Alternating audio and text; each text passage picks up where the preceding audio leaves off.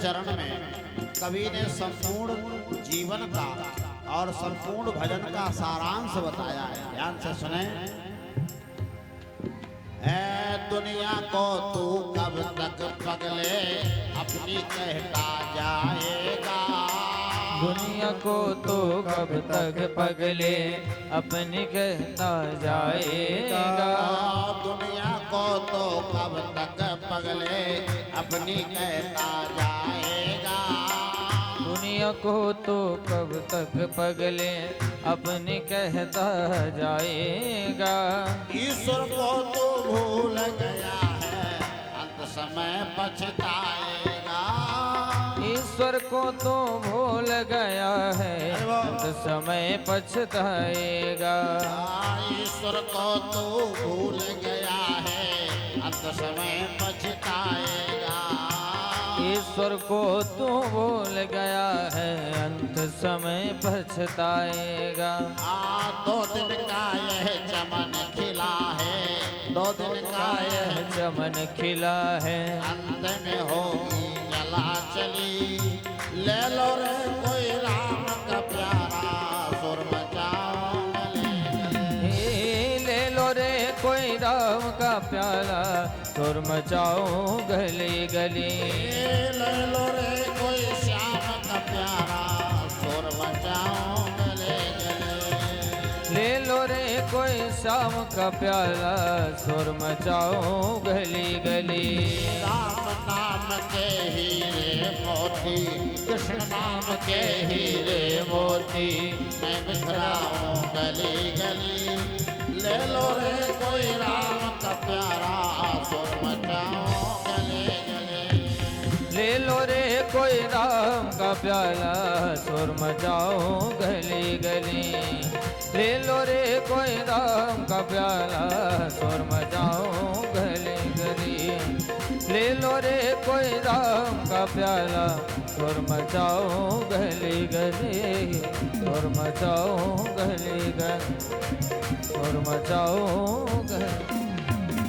बोलिए भक्तवत्सल भगवान की जय हो। जय जय श्री राधे श्याम।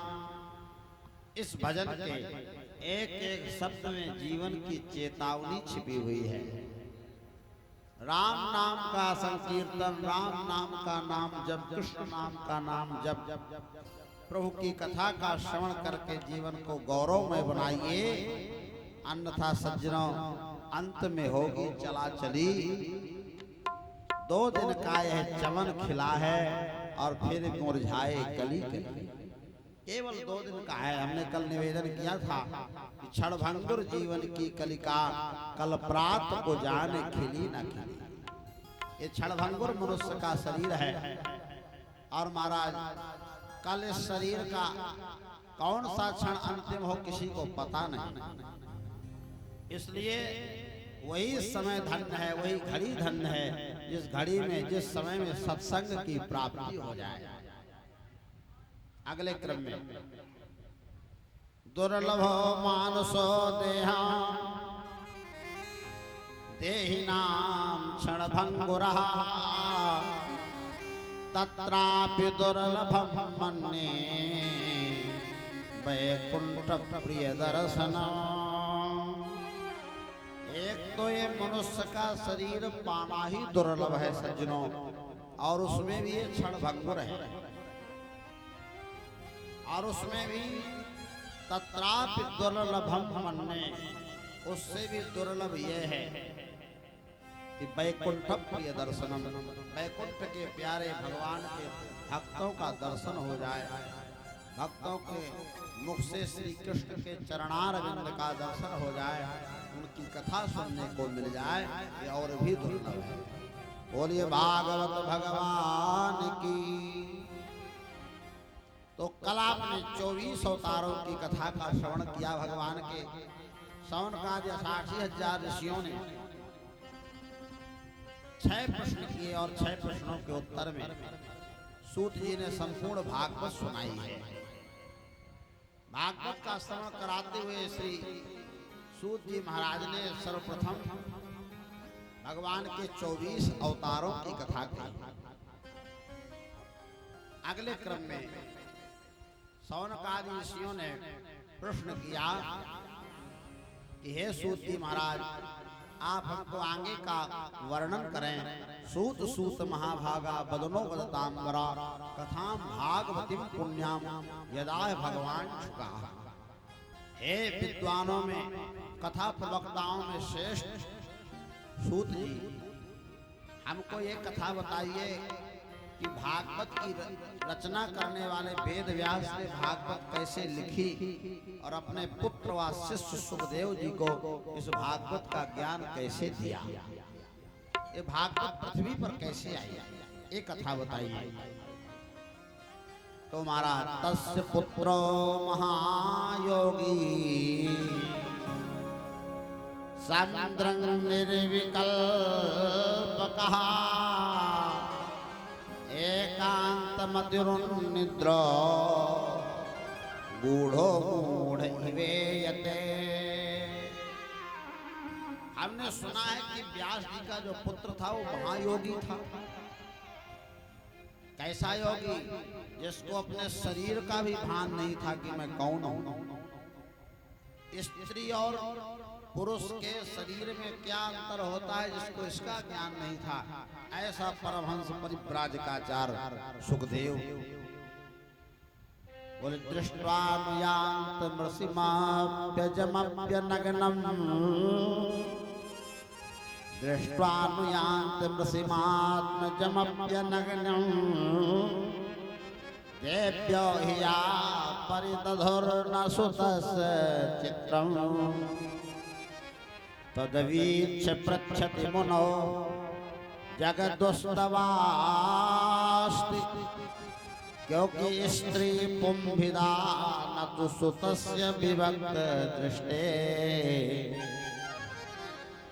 जन्म लेने के बाद सुखदेव जी जब जंगल की ओर जा रहे परिव्राजक बनकर तपस्या करने के लिए, तो रास्ते में एक सरोवर पड़ा, तालाब, और वहां कुछ माताएं स्नान कर रही है। महाराज, वस्त्र उनके जो है किनारे में रखे हैं, स्नान कर रही हैं। सुखदेव जी युवा अवस्था में 14 वर्ष की अवस्था है, वहां से निकल गए, पर उन स्त्रियों को लज्जा संकोच नहीं आया।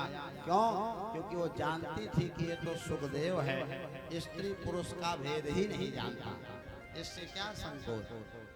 और जब पीछे पीछे वेद व्यास आए तो उनको देखकर वो सब निकलकर अपने अपने वस्त्र पहन ली और प्रणाम करके कहा, बाबा क्षमा करना, देख नहीं पाई।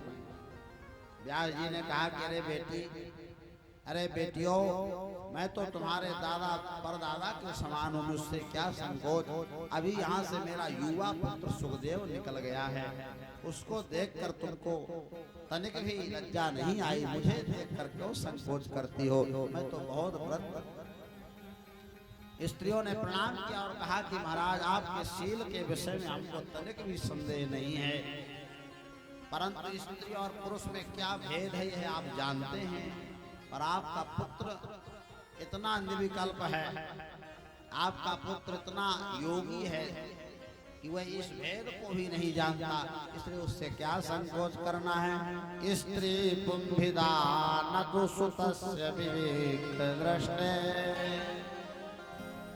और जितने देर में एक गाय दुही जाती है, 6 मिनट लगभग, इतने समय तक एक दरवाजे में सुखदेव जी खड़े रहते थे। 5 घरों में जाते कुछ मांगने, मिल जाए तो ले लेते, नहीं आकर के समाधि में बैठ जाते। ऐसे सुखदेव। ऋषियों ने कहा, महाराज, उन सुखदेव जी ने कैसे जन्म लिया, कैसे कथा सुखदेव जी ने परीक्षित को सुनाई, और ये सब वर्णन करिए।